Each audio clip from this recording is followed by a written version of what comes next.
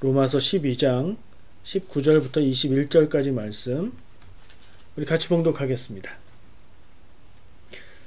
내 사랑하는 자들아, 너희가 친히 원수를 갚지 말고 하나님의 진노하심에 맡기라. 기록되었으되 원수 갚는 것이 내게 있으니 내가 갚으리라 하고 주께서 말씀하시니라. 네 원수가 줄이거든 먹이고 목마르거든 마시게 하라. 그리함으로 네가 숯불을 그 머리에 쌓아 놓으리라. 악에게 지지 말고 선으로 악을 이기라. 아멘. 저는 태어났을 때부터, 아니 어머니 태중에서부터 교회를 다녔던 모태 신앙입니다.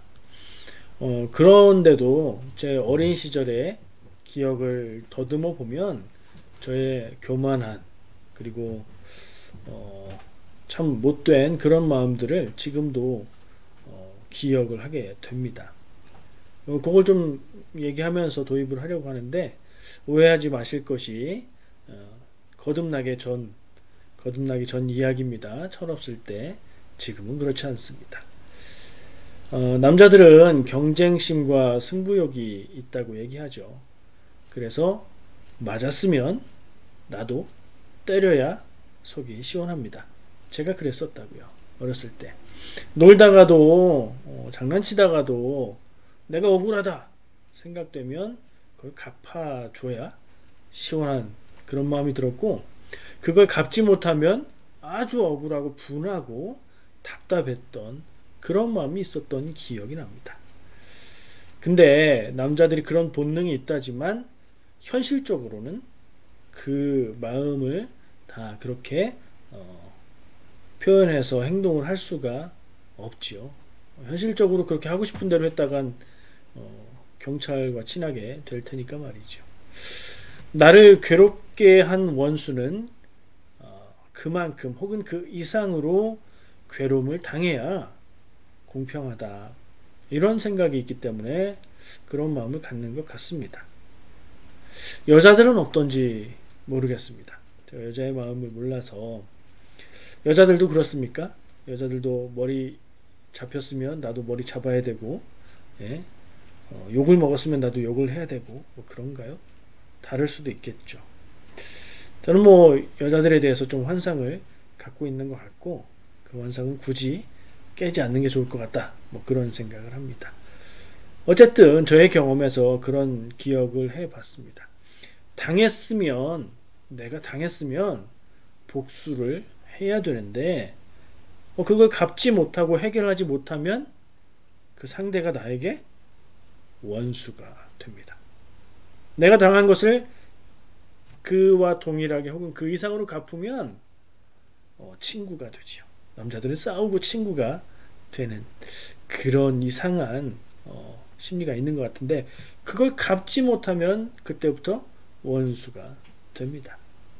그리고 마음에 그것을 갚아야 되겠다, 복수해야 되겠다, 이런 생각을 품게 되죠. 일부러 그러는 게 아니라 그냥 본능적으로 그렇게 되는 것 같아요.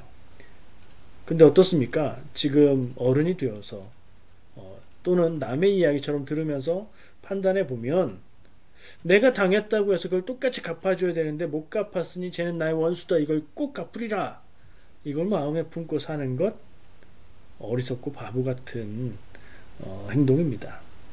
내 인생이 망가지는 길이죠. 그러면 안 됩니다. 나만 손해입니다. 복수심이, 내가 억울하다, 갚아야 된다는 복수심이 뭔가를 꾸준히 힘있게 할 수 있는 동력, 에너지가 될 수는 있습니다. 사람이 무엇을 하기 위해선 그것을 할 수 있는 동력이 있어야 하기는 하죠. 복수심이 있으면 내가 이걸 갚아야 돼 하면서 막 뭔가를 열심히 할 수는 있어요. 그래서 어쩔 건데요. 내가 힘을 기르고 내가 복수를 할 수 있는 환경을 만들고, 그래서 원수로 생각한 사람에게 그 복수를 했어요. 그럼 그 다음에 그럼 어떻게 할 건데요? 복수에 성공하든 성공하지 못하든 결론으로 남는 것은 시간만 지났다는 겁니다. 그리고 그 지난 시간에 내가 내 인생을 원수 갚는 것을 준비하고 원수 갚는 데에 사용했다는 것만 깨닫게 되고 허무함에 빠지게 될 겁니다. 복수는 복수를 낳는다 이런 표현을 하지요.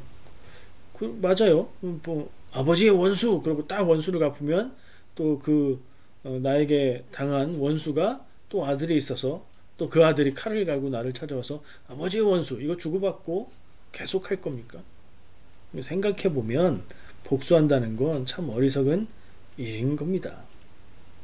성경 말씀은 뭐라고 하나요?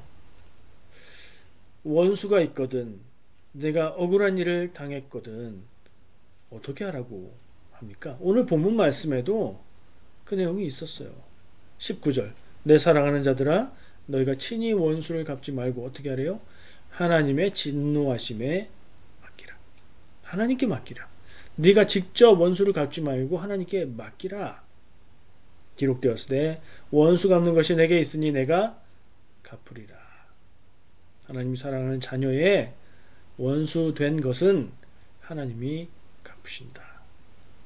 성경에 원수 갚는 일은 이렇게 하라고 이야기를 하고 있습니다. 하나님이 내가 원하는 대로 원수를 안 갚아주신다. 하나님 안 됩니다. 그 방법이 아닙니다. 이럴 수 있나요? 그냥 하나님께 맡기는 겁니다. 예수님은 뭐라고 하십니까? 성경 말씀에서 예수님은 원수를 사랑하라고 얘기하십니다. 그러니까 하나님은 내가 갚아줄게 이러셨는데 예수님은 원수를 사랑해라 이렇게 말씀하시네요. 또 그를 위해 기도해 주라 라고 말씀하십니다. 참, 이게 말로 하듯이 쉽게 되는 일인가요? 교회 다니면 말씀을 들으면 누구나 다 아는 일입니다. 원수가 있다. 원수를 갚아야 되는데 아니 원수를 사랑해야 돼. 그를 위해 기도해 줘야 돼. 예수님이 직접 말씀하셨다니까요. 근데 그게 되지를 않습니다. 원수라고 생각하면 갚아야 되는데 그 복수를 해야 되는데 어떻게 그 원수를 사랑하고 그를 왜 기도해 주란 말입니까? 그런데요. 실제로는 내가 더 나쁜 사람이다. 이걸 깨달으면 할 수 있습니다. 내가 더 죄인이고 내가 더 나쁜 것을 알면 그걸 마음 깊이 느끼고 깨달으면 이게 가능해집니다. 그것이 회심이라고 부르는 체험입니다. 우리는 그 앞에서 회개를 하게 되지요. 내가 왜 더 나쁘냐 도대체 내 원수보다 내가 왜 더 나쁘냐 하나님 앞에 서면 하나님의 빛 앞에 서면 하나님의 사랑 앞에 서게 되면 하나님의 사랑으로 구원의 은혜를 경험하게 되면 느끼고 깨닫게 됩니다. 하나님의 사랑을 알고 깨닫고 지금까지 살아왔던 내 모습이 아니라 새로운 하나님의 백성으로 사는 전환점 그것이 회심입니다. 여러분 회심했던 경험이 있으십니까? 매일매일 회심하시기 바랍니다. 순간순간 회심하시기를 축복합니다. 마태복음 18장에 베드로가 예수님께 질문을 합니다. 선생님, 몇 번이나 용서해 줘야 됩니까? 라고 물으면서 7번을 70번이라도 용서하라고 예수님은 그 베드로에게 대답을 해 주시죠. 7번을 70번이면 7 곱하기 70번은 모르는 사람 어린이들도 있을 수 있으니까 70번이에요. 7번씩 70번이면 7 곱하기 70은 몇 번이에요?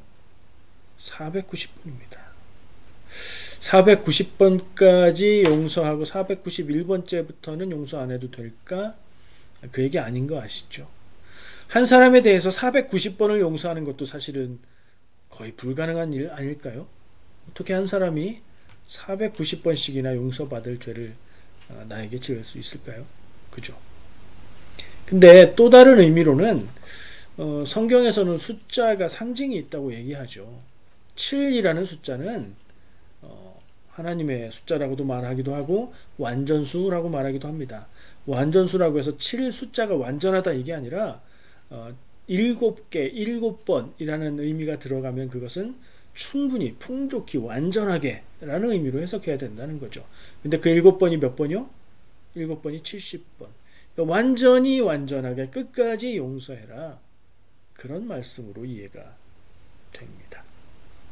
예수님은 용서를 끝없는 용서를 하라고 하신 겁니다.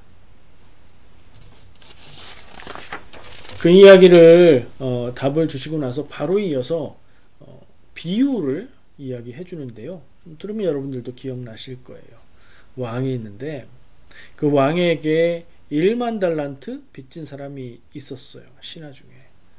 그래서 그 빚들을 다 결산하면서 그 신하에게 1만 달란트를 갚아라 이렇게 하니까 그가 지금 당장 갚을 것이 없습니다 이렇게 대답하죠. 모든 것을 다 팔아서 갚아라. 근데 그 사람이 꼭 갚겠습니다 약속은 하는데 지금 당장은 못 갚는다는 얘기죠. 왕이 그의 상황과 사정을 보고 딱하게 여겨서 1만 달란트 빚진 것을 탕감해 줍니다. 와, 횡재했습니다. 근데 그 사람이 왕 앞에서 나아가다가 자기가 같은 동료 신하를 만났는데 마침 그 사람은 이 신하에게 100데나리온을 빚진 사람입니다. 어떻게 해야 될까요? 야, 나 지금 1만 달란트 빚을 왕한테 탕감받고 왔어. 야, 네가 나한테 빚진 100데나리온? 아무것도 아니야. 너도 없어. 라고 했으면 좋을 텐데 그러지 않았어요.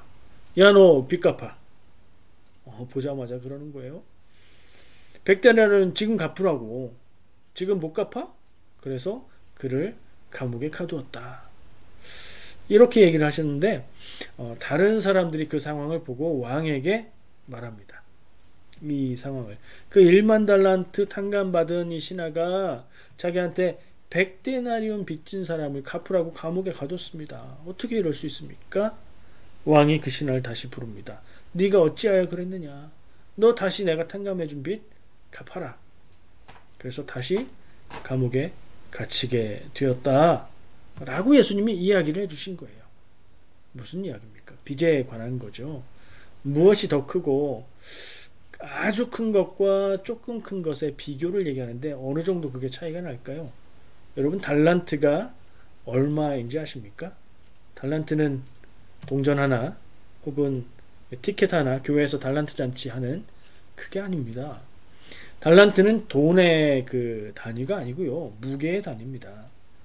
그리고 달란트라고 얘기하면 금을 이야기하는 단위입니다. 1달란트가 얼마냐? 금 1달란트는 34.2kg 34.2kg이면 보통 성인 날씬한 사람의 몸무게에 조금 못 미치는 그죠? 엄청난 1만 달란트가 아니라 1달란트가 34.1kg라고요. 생각만 해도 엄청난데 그거 현재 금 시세로 환산하면 검색도 해보고 저도 대략 계산해 봤는데 1달란트가 적게 잡아도 20억입니다. 지금의 금 시세로 대략 한국 돈으로 따져보면요. 그럼 10,000달란트는요. 거기다 만을 곱해야 돼요. 전 여기서부터는 계산이 안 됐습니다. 남들이 계산해 놓은 걸 보니까 20조 원이 된다고 얘기합니다. 20조 원? 상상할 수 없는 금액이죠. 근데 그러면 데나리온은요? 이건 되게 쉬워요. 한 데나리온은 성인 남성 하루 일당, 하루 품삯이라고 얘기합니다. 캐나다 기준으로 최저임금을 적용해서 계산하면 하루에 8시간 120불 맞나요? 그걸 100일 동안 했다. 한국 돈으로 대충 1,000만 원. 그죠? 캐나다 달러로 12,000불 정도? 이렇게 될 것 같아요.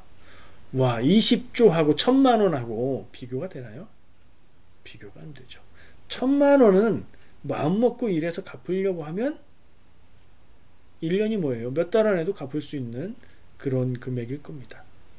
20조는요? 평생을 일해도 평생을 노력해도 그것을 갚기 위해서 돈을 모을 수는 없는 그냥 평생이라고 말하는 것 가지고도 부족한 거죠. 그러니까 비교할 수 없는 차이가 있는 거예요. 왕이 탕감해준 빚하고 다른 사람이 나에게 진 빚하고 비교가 안 되는 거예요. 근데 그 비교가 안 되는 큰 빚을 탕감받고 나서 그 작은, 상대적으로 비교해서 그 작은 빚을 내놓으라고, 그를 용서하지 못한 거예요. 이건 용서에 관한 겁니다. 그리고 받아야 될 것, 갚아야 될 것의 크기에 관한 거고요. 아주 큰 것을 받았고 작은 것을 내놓으라고 하는 그것에 대한 이야기. 저는 이 말씀은 구원의 은혜, 내 모든 죄가 해결되어서 구원받는 은혜를 누렸음에도 불구하고 나를 향해서 잘못하는 이웃, 친구, 성도, 내 주변의 누군가를 용서하지 못하는 우리 마음을 향한 용서하라는 예수님의 메시지로 들렸습니다. 여러분도 그렇게 들리십니까? 예수님이 이 비유 이야기의 마지막에 결론까지 이야기해 주십니다. 마태복음 18장 35절. 너희가 각각 마음으로부터 형제를 용서하지 아니하면 나의 하늘 아버지께서도 너희에게 이와 같이 하시리라. 네가 형제를 용서하지 않은 채 살아가고 있다면 하나님도 너를 용서하지 않을 것이다. 이 구도하고 거의 비슷한 게 뒤집어져서 어디에 나오죠? 주기도문에 나오죠. 그죠? 예수님은 용서를 굉장히 중요하게 여기셨던 겁니다. 이렇게까지 강조한다면 이거는 용서하는 것을 하나님의 뜻이라고 말씀하시는 겁니다. 용서하려면 누군가에게 잘못을 하고 죄를 지고 빚을 지고 뭐 이렇게 있어야 되죠. 우리가 살아가면서 늘 겪는 일들이죠. 거기에 대해서 용서하라고 아주 강하게 강조를 하고 계신 겁니다. 자, 또 다른 생각을 좀 해보겠습니다. 원수가 있습니다.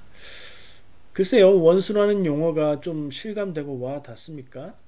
옛날 저 어렸을 때의 영화나 드라마나 뭐 이런 거 보면 원수 뭐 이런 정서가 있었던 것 같은데 요즘에는 그런 거 별로 없죠.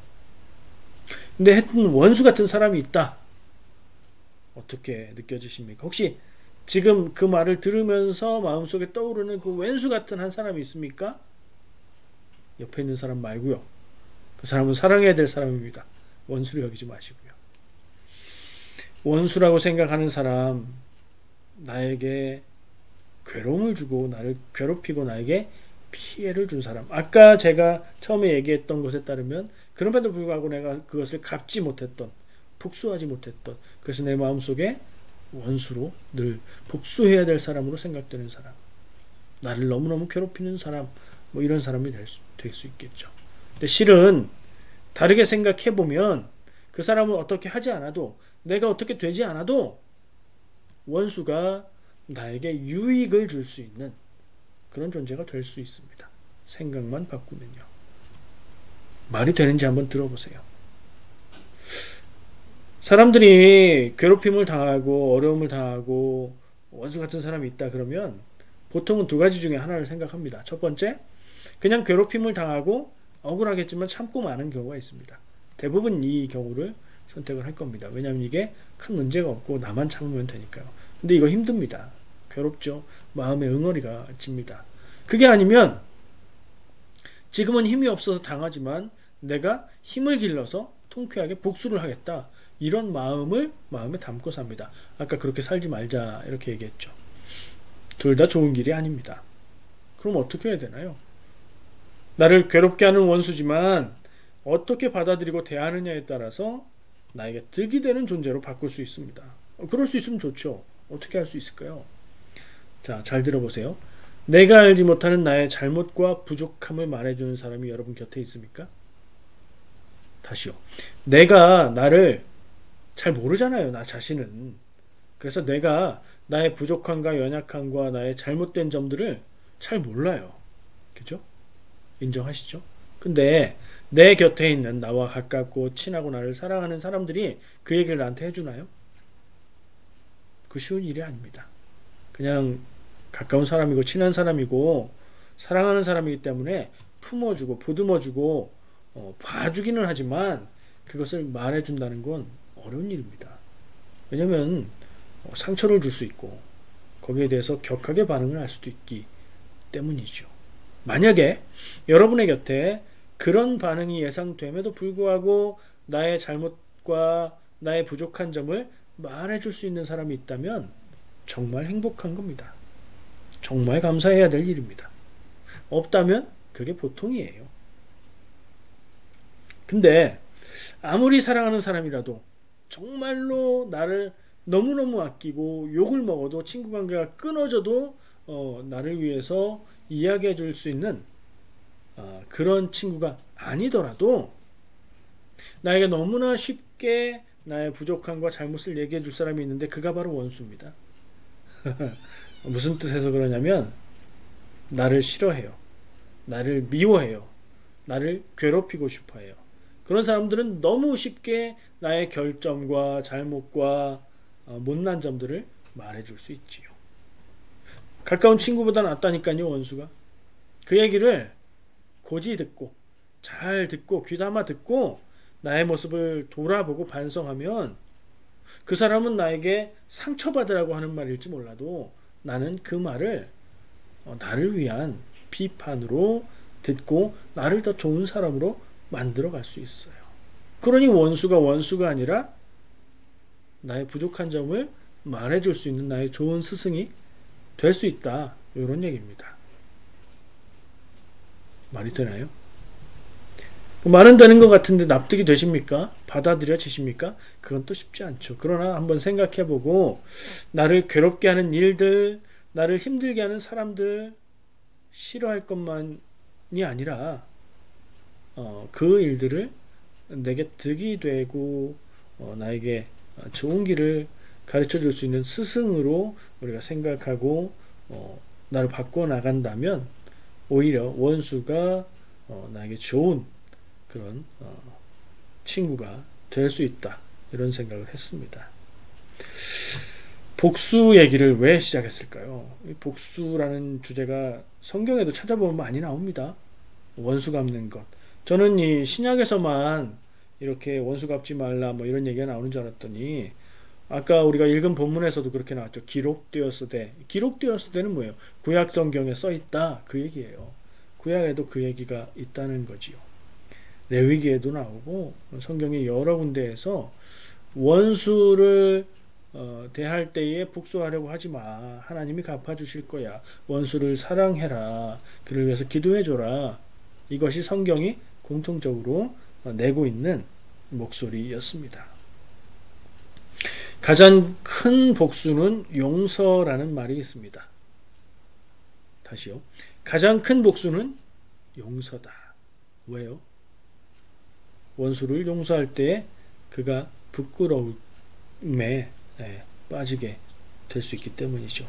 책에서는 이 책은 뭐예요? 계속 얘기하는 그 책에서는 복수할 수 있는 상황이 되어서도 복수하지 않는 것이 이미 복수한 것이다.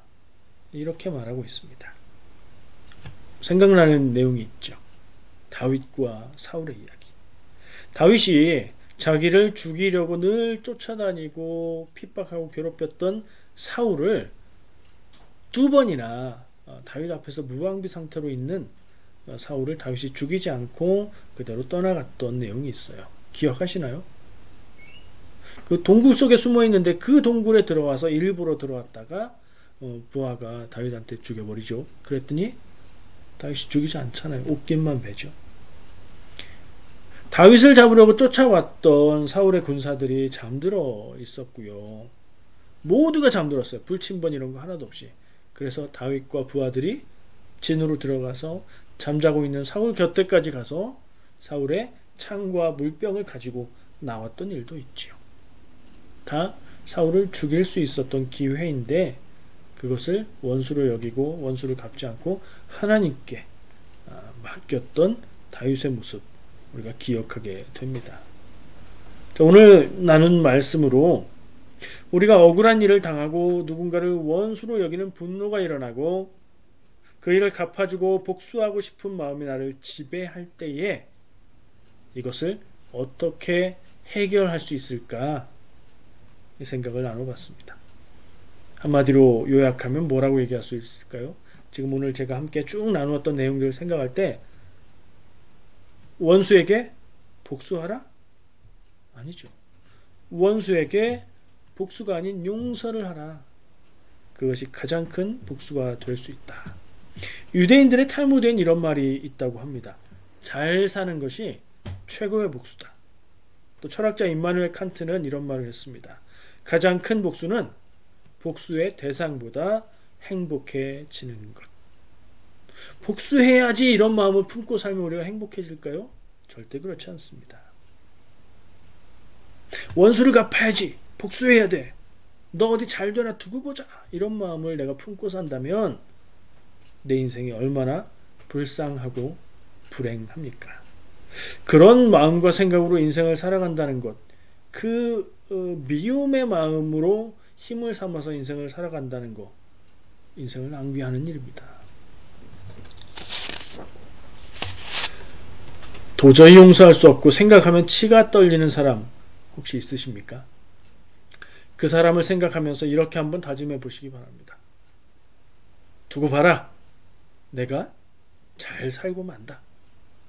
두고 봐라. 내가 너보다 훨씬 행복하게 살 것이다. 두고 봐라. 네가 내 앞에서 두려워 떨게 될 때 내가 용서해 버리겠다. 이런 마음으로 살면 어떨까요? 분노, 복수심을 용서하는 것, 그리고 오히려 사랑하는 것으로 해결하라는 것이 성경에서 발견할 수 있는 하나님의 뜻이었습니다. 그것을 현실적으로도 내게 주어진 인생을 가치 있게 살아가는 방법이라고 생각할 수 있습니다. 미움을 품고 사는 것은 내게 독이 됩니다. 그게 독이라면 용서는 그 독을 풀어주는 해독제가 되는 것 같습니다.